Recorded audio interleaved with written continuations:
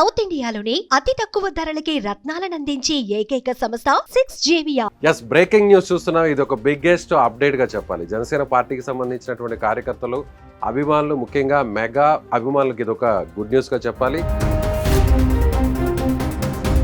Konidela Nagababu, so Pawan Kalyan సోదరుడుగా ఉన్నటువంటి నాగబాబుకి ఎమ్మెల్సీగా ఖరారు చేస్తూ ఎమ్మెల్సీ అభ్యర్థిగా నామినేషన్ వేయాలని కొద్దిసేపటి కిందటే పవన్ కళ్యాణ్ ఆదేశించారు. దీనికి సంబంధించి కూడా కూటమి పార్టీల మధ్య కూడా ఒక అవగాహన కూడా జరిగింది. చంద్రబాబుతో భేటీ అయిన తర్వాత పవన్ కళ్యాణ్ దీనికి సంబంధించినటువంటి క్లారిటీ కూడా వచ్చింది. అయితే కొద్దిసేపటి కిందటే సో నామినేషన్ పత్రాలను సిద్ధం చేసుకుని నామినేషన్ కూడా దాఖలు చేయాలని సో ఇప్పటికే జనసేన పార్టీకి సంబంధించి కూడా ఒక నిర్ణయానికి కూడా రావడం జరిగింది. అయితే ఇప్పటికే నాగబాబుని రాజ్యసభకు ప్రమోట్ చేస్తారా, రాజ్యసభకు పంపిస్తారు అనేటువంటి అనేక రకాల ఊహాగానాలు కూడా ఇటీవల జరిగాయి. ఆయన ఎమ్మెల్సీగా కాకుండా రాజ్యసభకు పంపే ఛాన్స్ ఉంది. ఇటీవల రాజీనామా చేసినటువంటి ఎవరైతే విజయసాయిరెడ్డి ఉన్నారో ఆయనకు సంబంధించినటువంటి స్థానంలో నాగబాబును పంపిస్తారనేటువంటి ఒక చర్చ కూడా నడుస్తుంది. పార్టీలో దీని మీద పెద్ద ఎత్తున సీరియస్గా ఒక డిస్కషన్ నడుస్తుంది అనేటువంటి అనేక వార్తలు కూడా వచ్చాయి. అయితే వాటన్నిటి కూడా ఫుల్ స్టాప్ పెడుతూ ఒకసారిగా ఇప్పుడు జనసేన పార్టీ తాజాగా నిర్ణయం తీసుకుంది. నాగబాబుని ఏదైతే అంటే ఎమ్మెల్యేల కోటాకు సంబంధించినటువంటి దాంట్లో 5 స్థానాలు ఖాళీ అవుతున్నాయి. 5 స్థానాల్లో ఒకటి జనసేన పార్టీకి కేటాయించారు. అది కూడా పార్టీకి సంబంధించినటువంటి రాష్ట్ర ప్రధాన కార్యదర్శిగా పవన్ కళ్యాణ్ విజయంలో, అంటే పిఠాపురంలో పవన్ కళ్యాణ్కి భారీ మెజారిటీ రావడంలో, అదేవిధంగా పవన్ కళ్యాణ్ను సంబంధించినటువంటి ఆయన విధి విధానాలను పూర్తి స్థాయిలో కేడర్ వరకు వెళ్ళడంలో చాలా క్రియాశీలకంగా పనిచేసినటువంటి నాగబాబుకు ఇప్పుడు ఎమ్మెల్సీ స్థానం ఖరారైందని చెప్పుకోవచ్చు. అయితే ఇప్పుడు ఇది ఒకవేళ ఆయన నామినేషన్ వేసినా కూడా 11వ తారీఖు వరకు కూడా నామినేషన్ వేయడానికి గడువు ఉంటుంది. ఈలోపు నామినేషన్ దాఖలు చేసే అవకాశం ఉంది. అయితే ఈ 5 స్థానాలు కూడా ఏకగ్రీవంగా గెలిచే అవకాశాలు చాలా స్పష్టంగా కనిపిస్తున్నాయి. అంటే ఎమ్మెల్యేల కోటాలో ఎమ్మెల్సీగా ఎన్నిక కావాలంటే దాదాపుగా 24 మంది ఎమ్మెల్యేల మద్దతు ఉండాలి.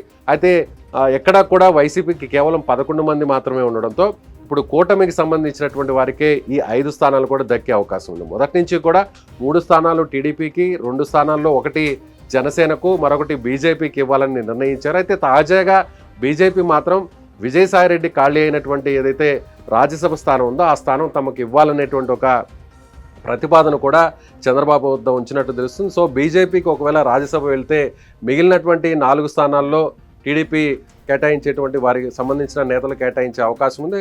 మరొక స్థానాన్ని ఇప్పటికే జనసేనకు కేటాయించడం, మరొక వైపు కూడా ఇప్పటికే నాగబాబును కూడా మంత్రివర్గంలోకి తీసుకుంటామంటూ కూడా సాక్షాత్తు ముఖ్యమంత్రి చంద్రబాబు నాయుడు ఆయన ఒక అధికారికంగా ఒక లెటర్ హెడ్ మీద కూడా ఇటీవలే ఆయన ఒక ప్రకటన కూడా జారీ చేసినటువంటి విషయం తెలుస్తుంది. అయితే ఇప్పుడు నాగబాబుకి ఏ శాఖ కేటాయించనున్నారు, నాగబాబును మంత్రివర్గంలోకి తీసుకుంటే ఆయనకు ఇప్పటికే జనసేన పార్టీకి సంబంధించి కందుల దుర్గేష్ సినిమాటోగ్రఫీ, పర్యాటక శాఖ మంత్రిగా ఉన్నారు.